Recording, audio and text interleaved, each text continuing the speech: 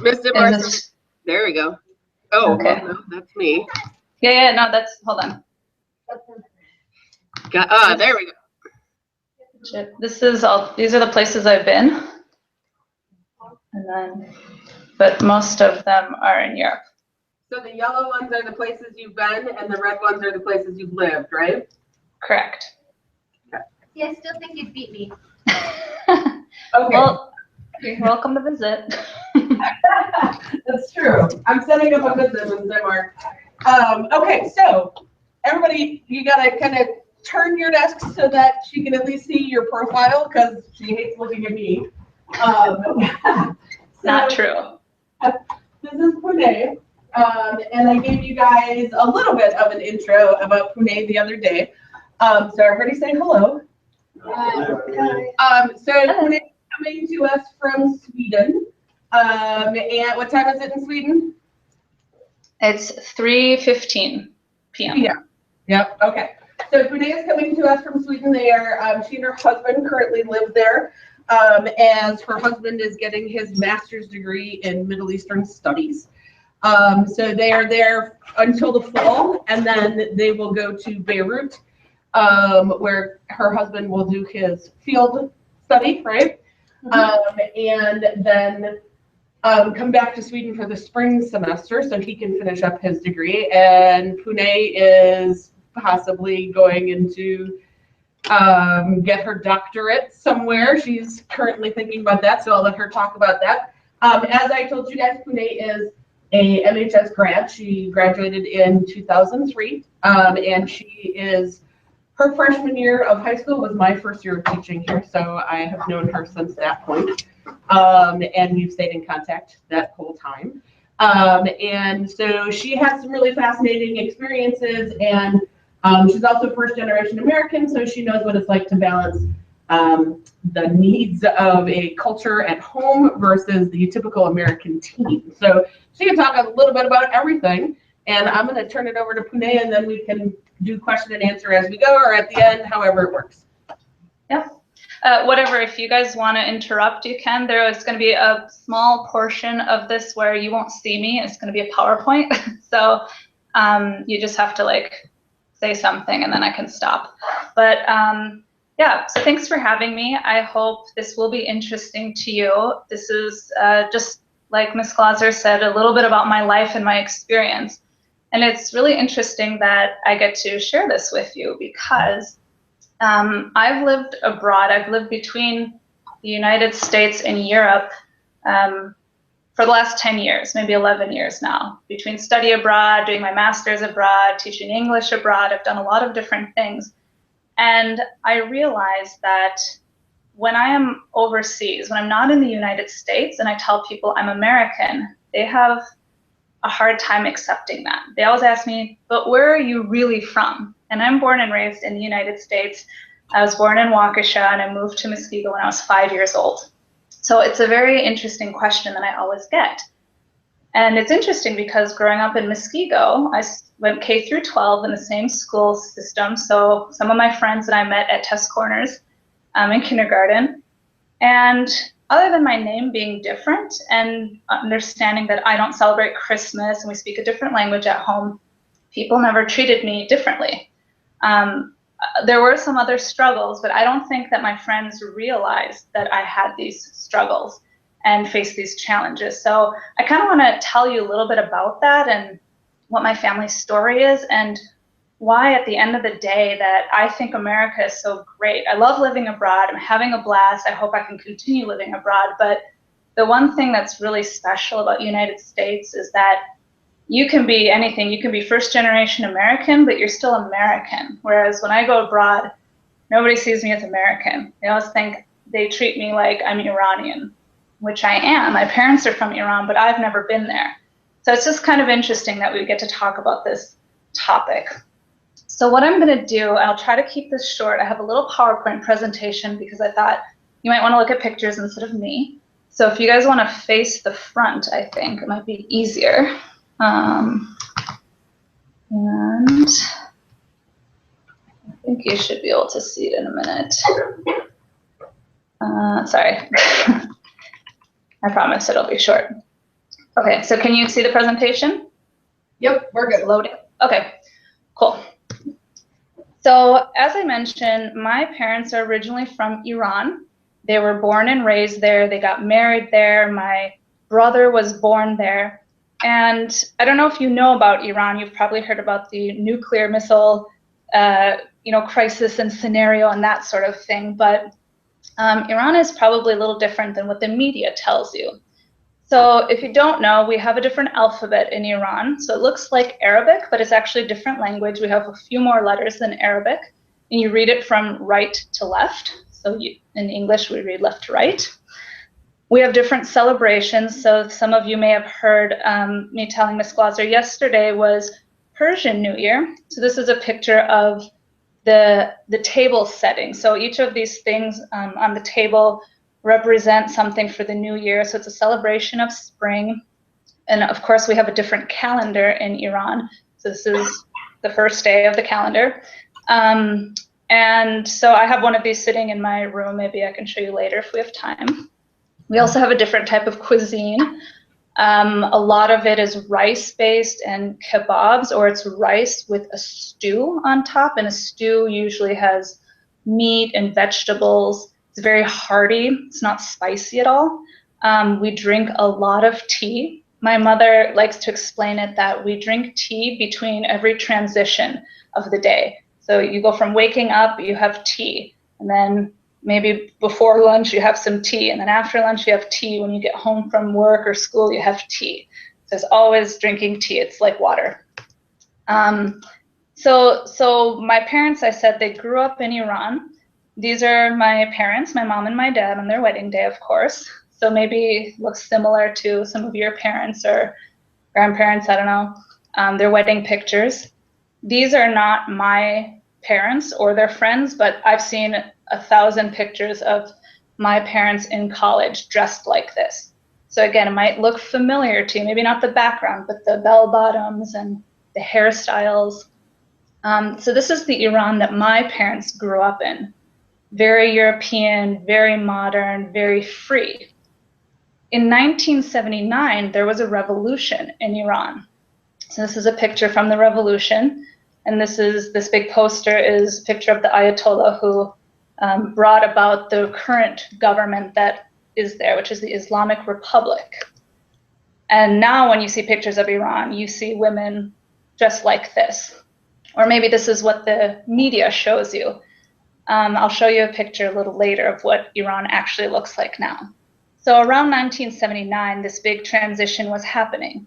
So we can see Iran in the 70s on the top, and which is, I mean, my parents were in college at that time, but that's how my parents dressed. They had uniforms, but they were free. And then you see the bottom picture. That's what young girls have to wear when they go to school now. So it's probably a little different than your experience at Muskego High School, which is also very different than mine. So why did my parents leave when a lot of people stayed?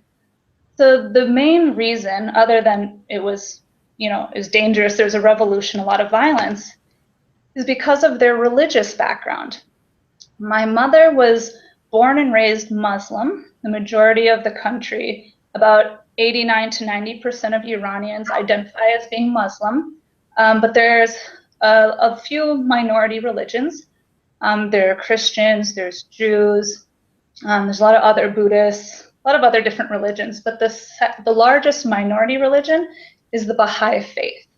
So my father was born and raised a Baha'i, and my brother and I were also raised with the Baha'i faith. So the Baha'i faith, what we believe is that there's one God.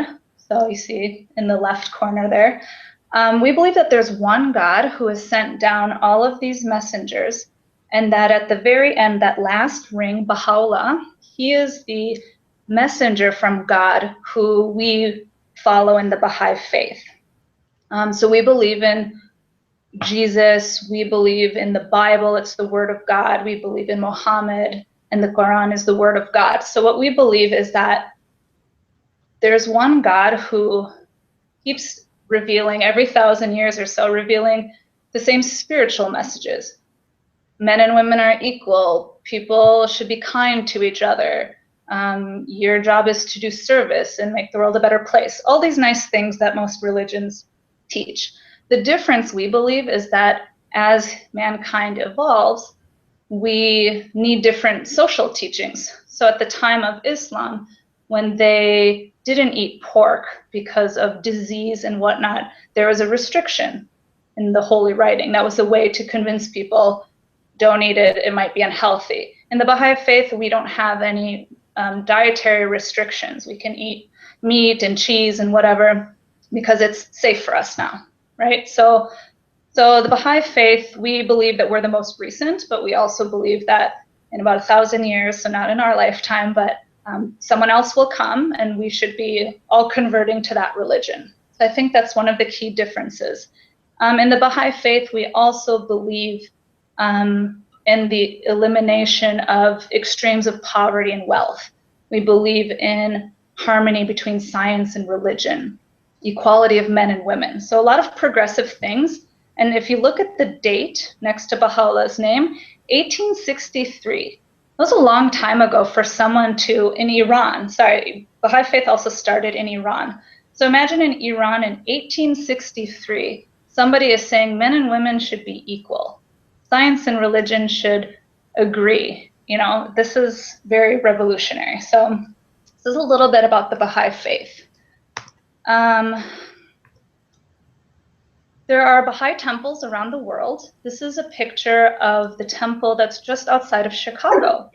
It's in Wilmette, Illinois, and it's right on the lake, Lake Michigan. So if you're ever driving towards Chicago, there's a little sign that will say Baha'i temple, but you can go visit it. You don't have to be a Baha'i. You don't have to pay.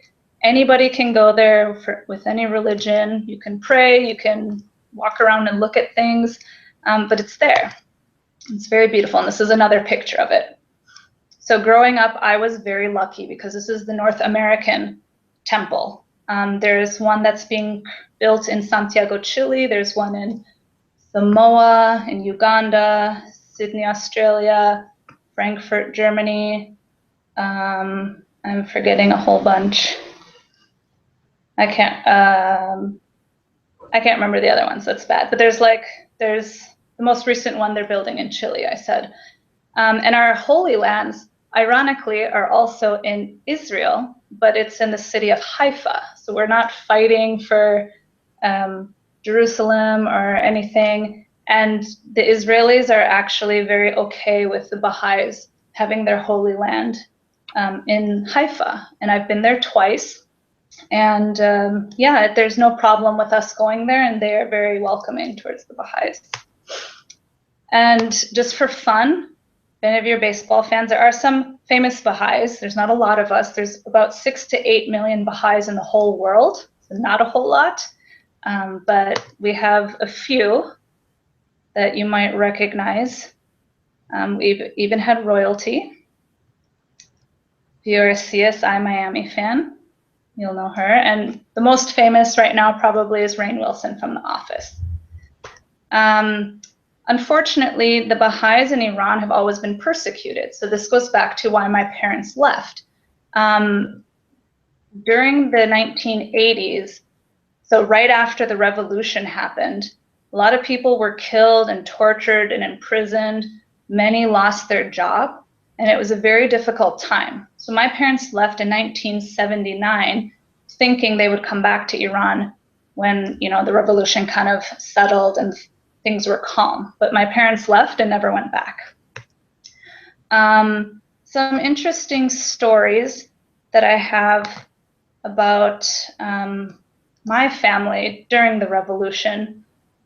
They're kind of sad, but one story is my grandfather was a 2-star general in the Air Force of the King. So the Shah was the ruler of Iran before the revolution. And what they were doing around the time of the revolution is going to all these people's houses who were loyal to the king. And so they went to my grandfather's house. My mother and father didn't live there. They were married, so they lived in a different place. But my aunt, one of my aunts, lived there.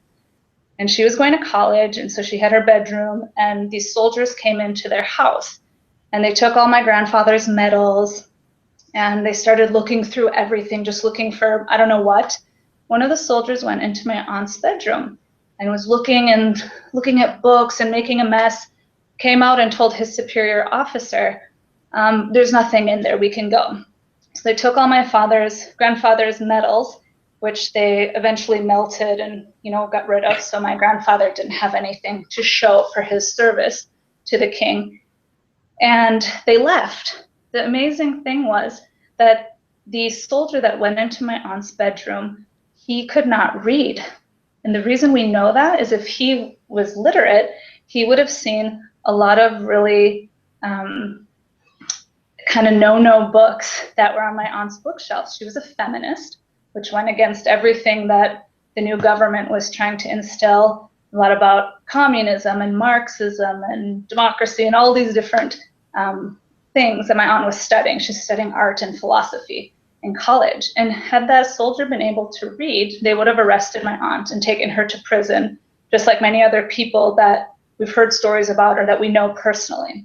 So we were really lucky that this young soldier, I don't know what his rank was, but he couldn't read. So it was really lucky for us, and knock on wood, my aunt was able to escape a little bit later, and she lives in Washington, D.C. now. This was your mom's side of the family, though, right? So yep, Muslim side of the family. Yep. Yep. So for them, it was more because of loyalty to the king, because of your grandfather's service, that the search happened. Okay. Yeah, so, and we were lucky. My grandfather was never really political. I mean, he was a 2-star general, so I mean, he served and served well and was rewarded for that, but he never got into politics. So a lot of his colleagues who were 2-star, 3-star generals were executed.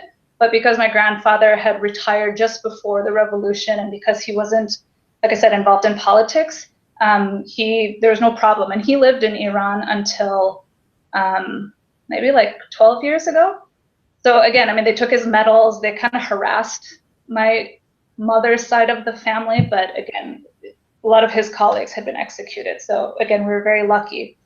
My father's side of the family, the side who's Baha'i, one day my grandma was coming home from shopping or something, or she was out running errands, and she came home and her neighbors told her they came to your house and they were looking for you. And my grandma's side of the family, there are many generations of Baha'is and very active.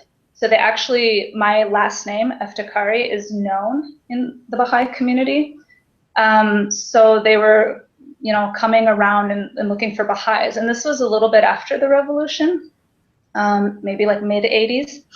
And my father and my mother weren't there, but my dad had 2 younger brothers, and one of them was still in Iran with my grandma. The other one had been sent to boarding school in the UK because they wanted him out of the country because it wasn't safe.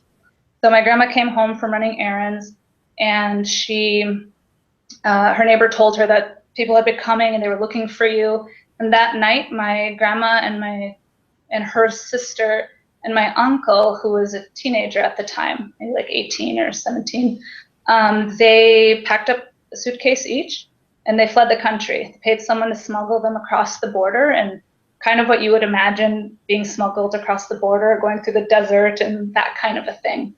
And they eventually made their way to the UK, where they all live right now. So my parents were lucky. They took an airplane. They left Iran with my 2-month-old brother. A couple weeks after they left in 1979, the airports shut down and they didn't let people come or go from the country. But a lot of my family was in Iran well after the revolution. We still have some family there and a lot of family friends. So yeah, it was kind of a crazy time. So that's why my parents left, and they thought they were coming for a few years, so they didn't really bring much, just a couple suitcases. And that was 37 years ago, and they have not been back since then. So it's pretty crazy to think, but that's their life. That's what was normal. So let's see. So let me interrupt here for a second, because I know that you've never been to Iran, and I know that you want to go to Iran. Yep. What prevents you from being able to go? I know there are multiple things, so I'm looking, because I know your parents are part of it. So what are the things that prevent you from being able to go back to Iran, and why is it less than safe for you to go back to Iran? Great question. Or to Iran? So, the logistical answer is Iran doesn't acknowledge dual citizenship. So if I go and they see my name on my American passport, they're going to know I'm at least half Iranian, but both of my parents are from Iran. So what they will know is that my father is Iranian, obviously my father's last name. And because of that, I'm an Iranian citizen. And so they won't let me actually go to Iran with an American passport. So the logistical side is I need my parents to get new Iranian passports and update their birth certificates so that they can prove that I am in fact their child and I'm Iranian, so that I can get my birth certificate and my passport so that it's an Islamic Republic of Iran passport. So if they give me all this stuff, my parents, but also if like an embassy issues me these documents, that's the first hurdle. And the reason it's a hurdle is on the birth certificate, they ask you, what is your religion? So they will know that I'm Baha'i from the beginning, which is a problem. So either at that point they will reject my application for a passport, or they will give it to me. If they do give it to me and I buy a ticket and I am allowed to enter the country, there's a very good chance that I will kind of get stuck there for a little bit. We hear a lot of stories about Baha'is and even Muslim Iranians who are abroad, who come back and they take their passport and then they have to go to an office, some ministry of someone's office, to get their passport back, and they just get stuck for months. The best case scenario is I go and nothing happens and I leave. A likely scenario is they take my passport and I'm kind of stranded there until they want me to let me leave. Worst case scenario is they imprison me, and since they don't view me as American, they don't recognize dual citizenship, I'm considered an Iranian, which means the US government can't do anything to help me. So I'm just stuck there. And the worst is like maybe they're going to kill me, but they wouldn't do that because, well, I don't know. I don't think they would ever do that. They have no reason to. But we do hear a lot of Baha'is choosing not to go because they would go because they have family there and they get harassed for some reason and they decide not to go because it's not worth the risk. So those are kind of like from logistical to really scary reasons why. But I definitely want to go, and it's the only place in the world I want to go that I can't go. So it's a very challenging situation, but I'm hopeful that one day in my lifetime I will get to go.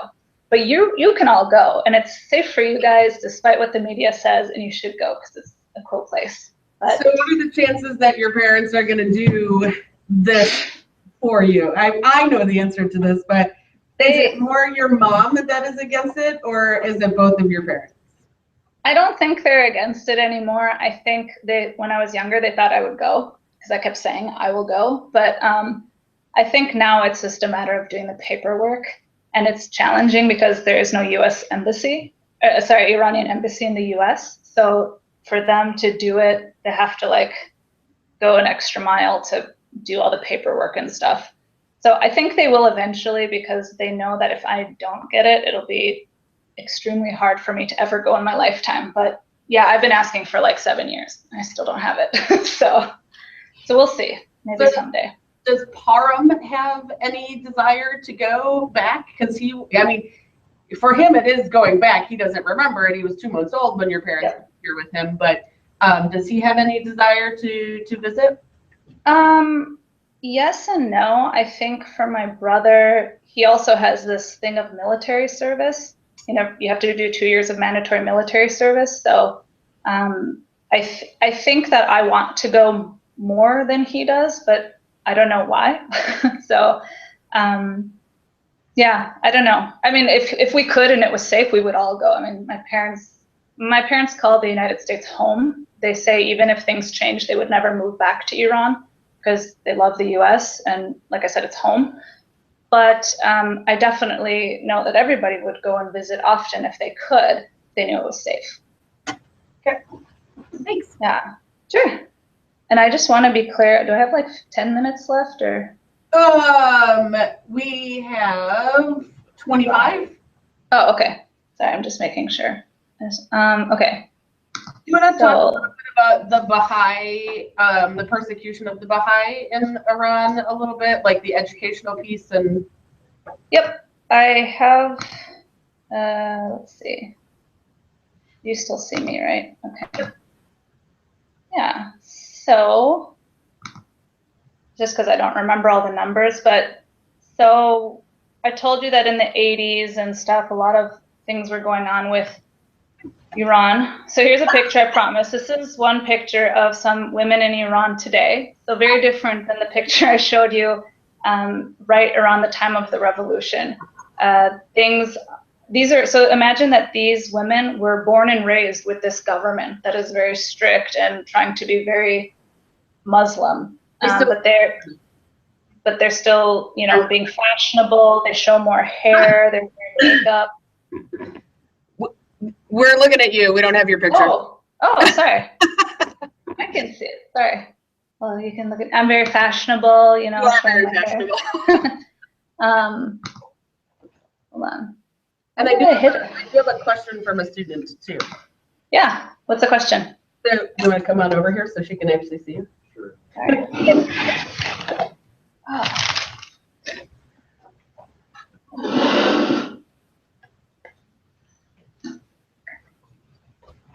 So I know you're from Iran, but is it like in any other countries that you have to like get that passport, or is it like Baha'is and Iraq too, or like For me to go to another country? Yeah. No, I have an American passport, so we're very lucky as Americans. We can go to most countries without a visa, or we can get a visa very easily. The reason in Iran is because when they look at my name, they'll know I'm Iranian.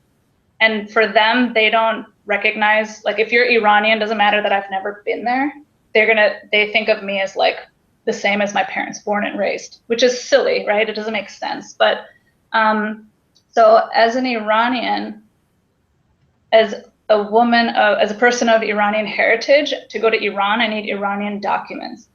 The reason that that's a problem is because of how I get the documents. They know I'm a Baha'i, but right now, if I go to, like when we go to Lebanon, nobody knows I'm a Baha'i unless they ask me, and they don't really care that what my name is. They just see American passport and it's fine. Is there like discrimination in like other Middle Eastern countries against Baha'i? Yes, in Egypt, maybe like 5 or, God, time flies, maybe 5 or 10 years ago, they were having people for their national ID card or like a driver's license type card, you had to indicate a religion, but Baha'i was not one of the choices.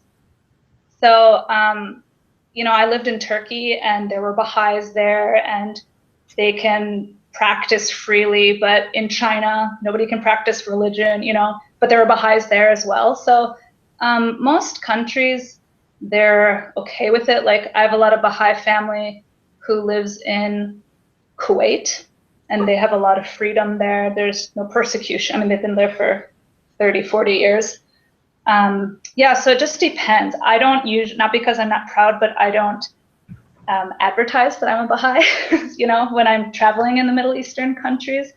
But I've never had anybody or any government or passport control officials question me about my religion. And I think it's honestly because I have an American passport. That is a very powerful document to have. So they don't question me.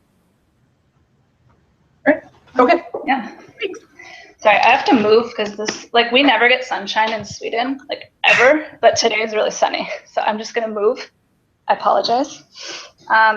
Okay. As we're going, something you want to ask, Sam? All right. We got another question. Yeah. Your questions are more exciting than my presentation, so just ask them. You said earlier that Baha'is change their religion every few centuries when they find someone influential. How do Baha'is determine someone's influential enough to follow? Well, that's a really great question. So there's no like checklist or something. What we're told. So remember, Baha'is didn't exist forever. Baha'is just, like the Baha'i faith started in the 1860s. So before that, people were Muslims mostly that then became Baha'i. And in 1,000 years, you know, we would like most people to be Baha'i, right? That we're teaching the faith and people want to follow it. But it tells us in our religious book that we are, if someone reveals themselves as a messenger from God, we're supposed to like investigate that. So we should ask questions, we should listen, we should discuss it. And when we feel in our heart or whatever that this person is who they say they are, then we are supposed to follow them, because right, God is saying this is your new person to follow. So there's no like rule or like a day or a place or a name that we're waiting for. So what will happen, like what we believe every 1,000 years, is someone's going to come and say, hey, God sent me, now you should listen to me. And a lot of people won't, right? So that's why we have all these world religions. In theory, every religion says we believe all the people before us, but we're the last one. And in the Baha'i faith, we say we believe everyone who came before us, but we also know we're not the last one. So I think I'm hopeful that in 1,000 years, the Baha'is who are Baha'i, they will know this, and they will, when this person comes, just like, I mean, how did people become Christian or whatever religions you guys practice? You know, Jesus came and said, you know, I'm the Son of God, and people questioned it, and some people followed and some didn't. So there's no instructions, unfortunately, but we are told that to expect this. So the people of the future will be expecting someone to come. So ultimately, Pouneh, if I had to sort of put it as simply as possible, Jesus, Muhammad, your current prophet, whose name I've forgotten already, Baha'u'llah, they are all prophets from the same God. Correct. So ultimately, then when the new prophet comes, the idea is that everyone would follow that new religion, and it would no longer be Baha'i and following that prophet. You would move on to the next one. Yep.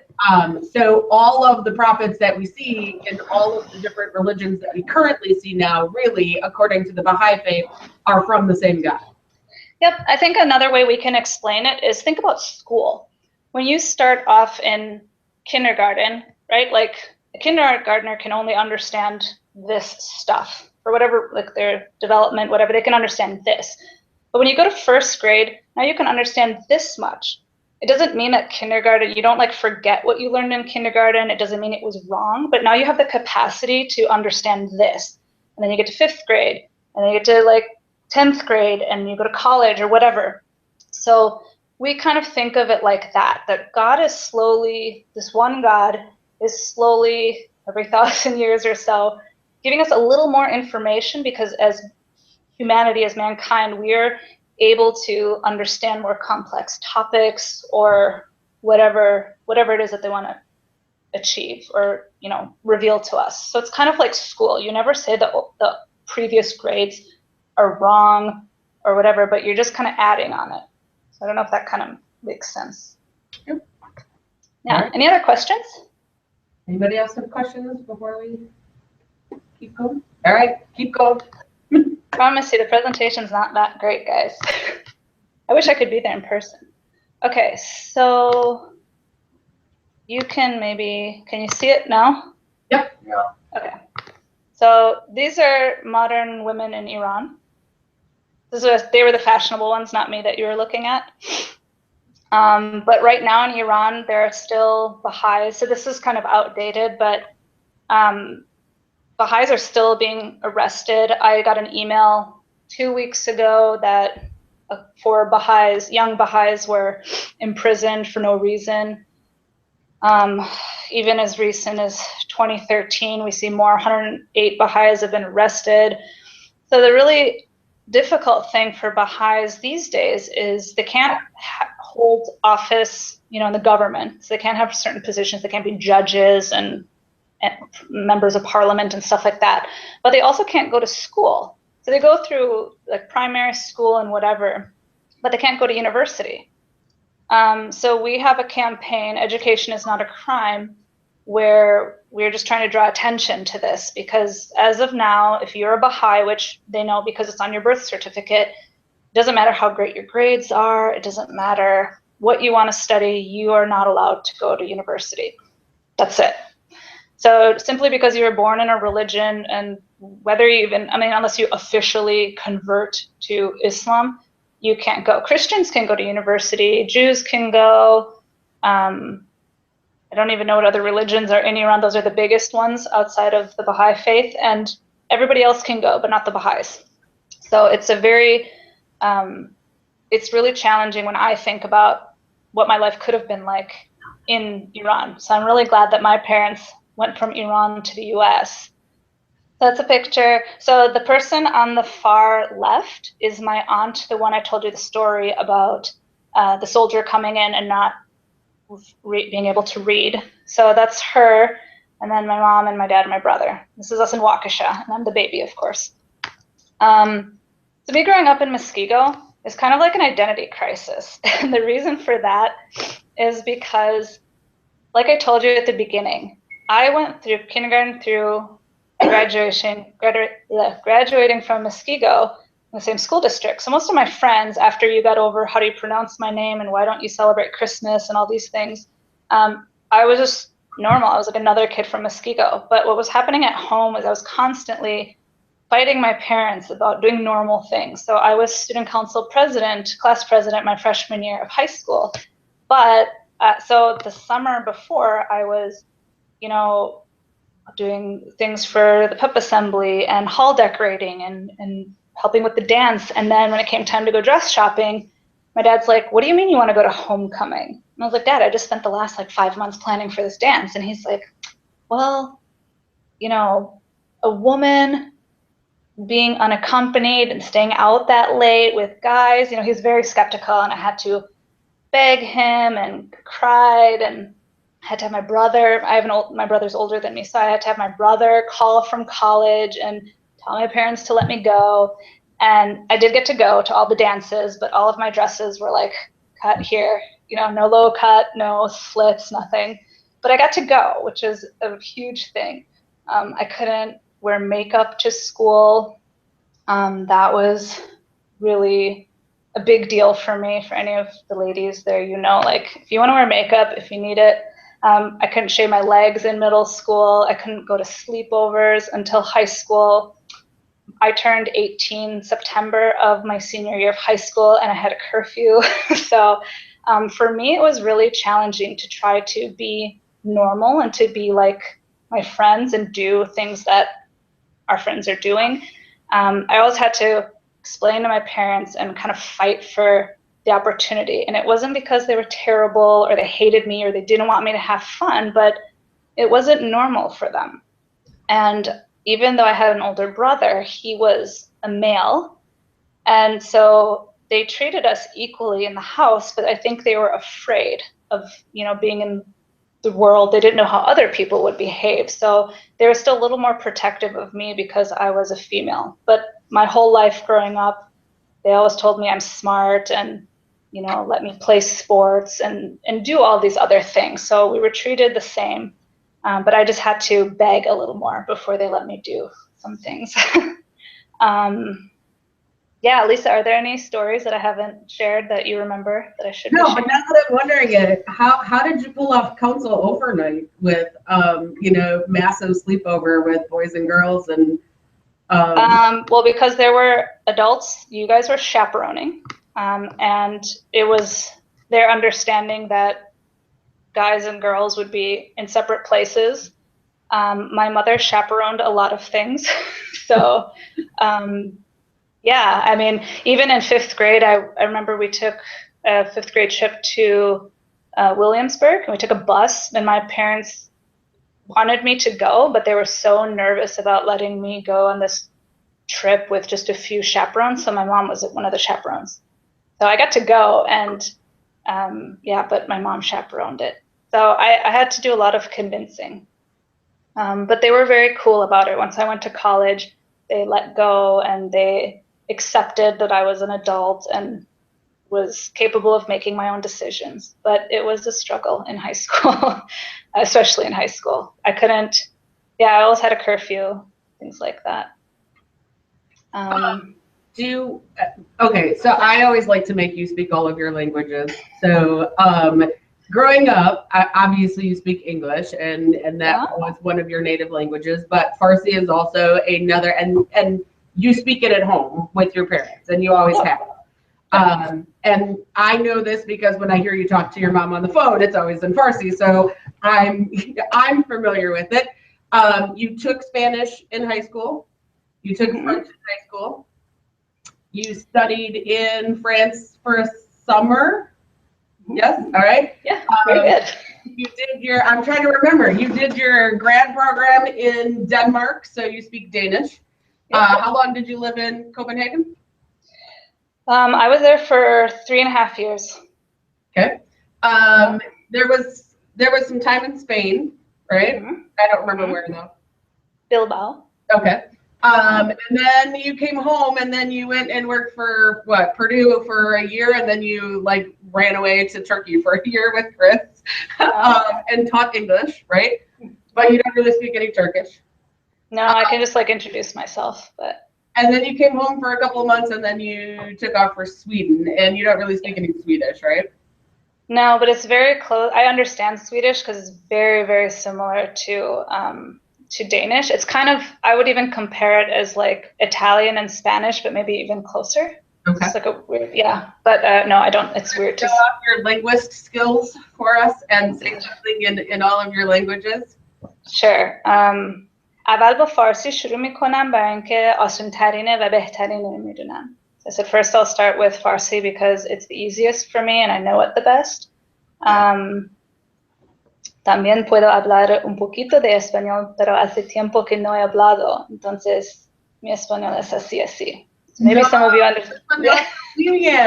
No, that's about it. I just said my Spanish is so-so because I haven't used it for a while, and it's terrible. I studied Spanish for like 8 years, and I haven't used it since Bilbao.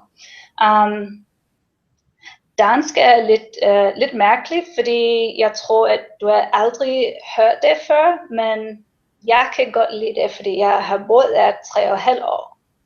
So I said, Danish is probably the weirdest sounding to you because you've probably never heard it, but I really like it because I lived in Denmark for about 3.5 years. Yeah, I would have to think very hard about Turkish and Swedish, but that's even worse. Je ne parle pas français. No, I can understand French, but I literally took it for a summer because I didn't want to work at the mall the summer after my freshman year of college. So I studied, but it was very difficult since I was also learning Spanish. So I learned a lot of languages, and not because I'm really great at them. I just think it's very fun when you can interact with the local culture. So that's why I learned a little bit of Turkish because nobody spoke English, and that was really fun. And we made a lot of friends with the older people who had patience to talk to us, and it was a very fun experience. Okay, so favorite place you've ever been and favorite place you've lived? Okay. Favorite place I've ever been is Istanbul, Turkey. It's not the capital. Ankara is the capital, but it's kind of like the New York of Turkey. I love it, just the culture. For me, it has a very special meaning because when I went there for the first time in 2008, I was with my family. My dad said to me, Istanbul reminds me of Tehran before the revolution. So for me, Istanbul, I think I love it because, it's a really cool city and very old and beautiful, and there's Bosphorus, and, it's awesome that way. But I think it's the closest to Iran I can ever get, even though it's a different language and different culture. So I love Istanbul, and I would gladly live there if I had the opportunity. Favorite place I've lived? I don't know. I've lived everywhere I've lived because they've all been really different and a different time in my life. I'm very biased towards Copenhagen because I lived there for so long. But I really miss Spain. I love the Spanish culture. Madrid was awesome. I don't know. I hate this question. I can't answer it. I've been a lot of places, and yeah, thanks. No, I love traveling, as you probably know by now. So I'm looking forward to moving to Lebanon. That will be the first Arab-speaking country I've lived in, and I don't speak Arabic, so I will have to learn a little bit. And they also have some French influence, so maybe I'll practice some French. I don't know. Chris, Arabic? Yes, Chris is my husband. He has been studying Arabic since college. He studies it here as well, so he will hopefully be able to translate for us. No, he will. Maybe he'll teach me. ultimate life goal plan? I know you hate this question, but I know you have it written down, so I know you well enough. I hope that I will always be able to travel and that I love my job. So which I don't know what that job will be, but I really need to love what I do. And I've learned that I love exploring new places. So I hope that both of those things are present in my life. As you mentioned before, I'm in the process of applying to a PhD program in the Netherlands. I think my field is international education. So I work with universities and, they have like a study abroad office, or when they bring international students to the campus, I work with different offices and faculty members and students and kind of all that kind of stuff. I love it. So I hope I'm doing something related to that field. Yeah, I don't know where in the world, it doesn't matter, as long as I feel like I'm adding value. I know that's like such a lame answer, but I don't know. Honestly, my life has taken me to so many different places that I've never expected or dreamed of, that I can't answer that question, because I know that I could end up in Japan next year. Like, I don't know. I would be open to it too. So. Okay, we have a question for you. How do you Okay. fund this? Do you have like a full-time job or? Is what? How do you pay for this all? Oh, I wish I could say I'm really rich, but I'm not. And we have debt. I've tried to be very smart about it. So when I went to university, I studied abroad, and so I was lucky that the tuition for going to school in Minnesota at the University of Minnesota was about the same as studying abroad in the programs that I chose. And in a lot of cases, it can be cheaper. So that was one thing. When I went to grad school, that was expensive, but I saw it as an investment. I mean, it's grad school. And I was lucky that the first year of my program, my parents were living in Copenhagen. So my dad was an expatriate, and the Danish company he worked for in the US sent him to Copenhagen. So I got to live with my parents at age 23 for a year, which was really cool and weird at the same time. But I'm grateful for that opportunity. So that helped with cost. When we were in Turkey, my husband and I were teaching, so we were earning a salary. We sold our car in the US. So that was a lot of money that we have to live off of. My husband has a scholarship to go to school here. When we come back to the US, we work and save money. So it's possible, but I promise you I'm not rich. I have debt like everybody else. But we choose to spend our money on traveling or living abroad. And so I don't own a house. I own 2 pairs of shoes right now. I haven't gone shopping in a really long time, but I went to Vienna 2 months ago, and I went to Scotland in December and London in February. So like, that's what I choose to spend my money on. But soon the money's running out, so I have to think of another strategy. I'm also working, I try to do freelance work. So right now I've networked, and the university that my husband goes to, I just got hired there for a short-term project. I'm getting paid for that, so that will also help a little bit. So yeah, I'm very creative with how I fund this. So Pouneh has a blog called Longing to Travel, right? And Yep. You're also on Instagram, I believe. I see you pop up on my Instagram too. So you can follow her there, and we'll put that information out for you as well. Anybody have last minute questions they want to ask Pouneh? No? All right, well, we should say thank you to Pouneh, so I'll turn that over to you guys and say thank you. Thank you. You're welcome. For spending some time with us. And I didn't even make you talk about your wedding or children. Thank you, and you guys are welcome for not talking about that. No questions from your mom this time. Thank you. And that's pretty much it. The bell's gonna ring on us in just a minute, but if you want to hang out, I'll chat with you for a minute or two yet. I'm gonna try and stop this broadcast though, so our little personal conversation doesn't have to be